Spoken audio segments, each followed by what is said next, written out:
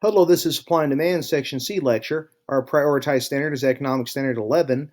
Objectively, we're going to distinguish between factors that result in elastic or inelastic demand and elastic or inelastic supply. While you will see increases in quantity with either an increase of demand or supply, and a decrease in quantity with either a decrease of demand or supply, how large these changes in quantity will be is dependent on an item's price elasticity. Now, price elasticity is the degree to which changes in a good or service's price affects the quantity demanded by consumers or the quantity supplied by producers. Items with elastic demand, notice will look a little bit more like this, more horizontal, or supply, so things with an elastic supply are going to look more like this. Price changes have a significant impact on the quantity. So depending on what price they're charging for an item, either maybe very few people might be interested in purchasing the item, or a lot of people might be interested in purchasing the item. Or if we're talking about supply, for low prices, very few might produce, but raising the price might result in a massive increase in the amount that is supplied. Items with inelastic demand are going to look more vertical, or supply, so inelastic supply is going to look more like this, again, more vertical. Price changes have very little impact on the quantity. So for instance, at high prices, there's not going to be much difference between very low prices for consumers. Or producers, very high prices aren't going to result in much difference than very low prices. All right, so elasticity is very much like the matrix. You can't be told what it is. You have to see it for yourself. All right, so let's say that we'll make a little dotted line, and that dotted line will represent the price of that product. And then at that price, here is a quantity, here is another quantity. So if we lower that price, now I'm going to try to have a lowering that's going to be roughly the same. So this change in price results in this big difference in the amount that people want. They drop the price, more people want this item, as you would expect. With an elastic demand. With an inelastic demand, you lower the price, more people want the product, but it's basically just this really small amount. So elastic demand is going to result in a large difference depending on a price change, as where inelastic will have a much smaller one for a price change. And to look at supply of elastic compared to inelastic supply. So let's say that we start with, we'll just say this little dotted line we're making here represents what the original price point was for this item. So at this original price point, we have two different just generic quantities for what that was. All right, let's say we raise the price. By raising the price, try to make it roughly the same percent change. So basically at this point, we've raised the price, and now this much more of the item is actually being produced now. When we do it on inelastic supply, there is going to be a difference, but it's going to be a really small difference. So again, we're talking about supply, elastic supply. Price differences have huge impacts. Inelastic supply, price differences has very small impacts. The price elasticity of demand is influenced by the availability of substitute goods or services, if the item is regarded as a necessity or a luxury, and if the cost of the product represents a small or a large portion of a consumer's income. So elasticity of demand, elasticity of supply. Generally speaking, things are usually more elastic in the long run. But in the short run, they can be influenced by a few factors. So things that have elastic demand. So in a sense, things that operate more like this, a few things you're going to notice. First, item has many substitutes. So if you're talking about an item that if the price of one gets too high, you could just go buy another, then generally speaking, people just go buy another. They're not going to kill themselves buying an item that's too expensive when they can just find another one that's probably cheaper.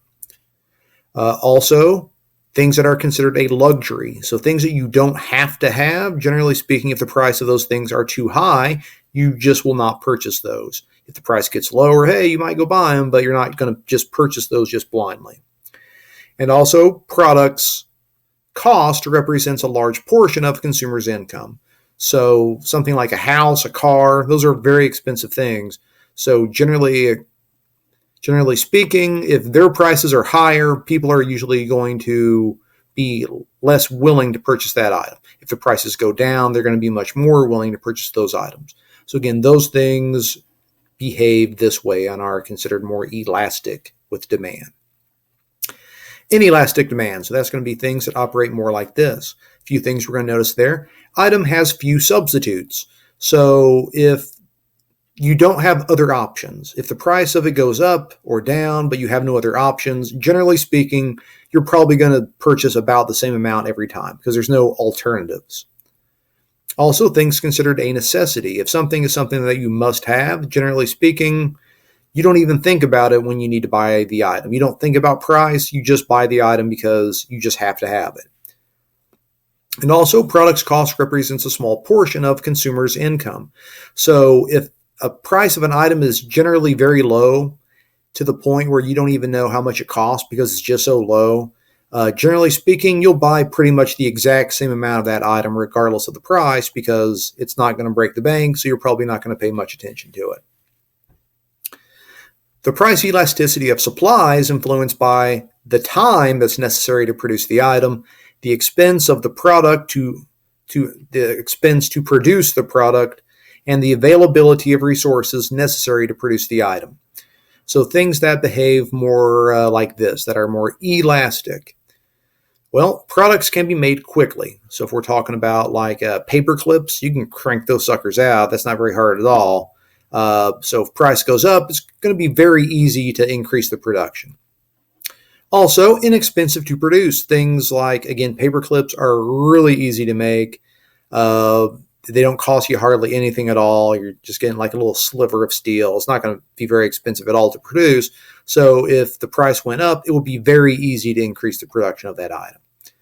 And also using many readily available resources for production. So if what it takes to make an item is readily available, it's going to be very easy to just crank out more product if the price of that product starts to increase. All right, things that behave more like inelastic supply. Well, a few things you're going to notice here. Production requires a great deal of time. So if it takes you a long time to produce something, then generally speaking, it doesn't really matter what price people want to pay for it. You're not going to be able to increase your production dramatically because of that. Also, expensive to produce. If the product that you are in fact making is a very expensive one to make, just because the price of it goes up does not translate to it's going to be that easy to actually increase your production of the product. And also, using a few resources that are not readily available for production. So if the resources it takes to produce whatever item it is, let's say a nuclear bomb, well, those resources aren't just laying around, so it's very difficult to actually go out and produce that product. So therefore, you're not going to notice a dramatic difference in that. Price elasticity can actually be specifically calculated to determine its true price elasticity. Price elasticity can be calculated by taking the percentage of change in quantity divided by the percentage change in price, as this equation shows you. Now, if the result is less than 1, so some number less than 1, then the elasticity is considered elastic. If the result is greater than 1, the elasticity is considered elastic. Now, if the result is equal to 1, then the elasticity is actually considered unitary elastic, which is neither elastic nor inelastic. So essentially, you would see something like this if the rise and the run are equal on the slope. Now, there are two additional results when calculating price elasticity. although one is only theoretical. If the result is equal to 0, then it is actually considered to be perfectly inelastic, which means that the quantity cannot be altered at all. Now, generally, this is associated with supply, as demand is not perfectly inelastic ever. But possibly, if there's an exact set amount of supply for something, sometimes that can be considered perfectly inelastic. Now, if the result is equal to infinity, then it is considered perfectly elastic. As you can probably imagine, perfectly elastic is only theoretical and not actually possible in reality. As in demand, it means that if there is actually any increase in price, no one will want an item. And any decrease in price will result in everyone wanting an item. So just kind of based on that, that's not actually something that's actually possible. Now, again, this table, this demonstrates that quick reference so that you can see what type of elasticity something might have after you do the calculations. All right, that concludes Supply and Demand, Section C lecture. Our prioritized standard, again, was Economic Standard 11. And objectively, now I can distinguish between factors that result in elastic or inelastic demand and elastic or inelastic supply.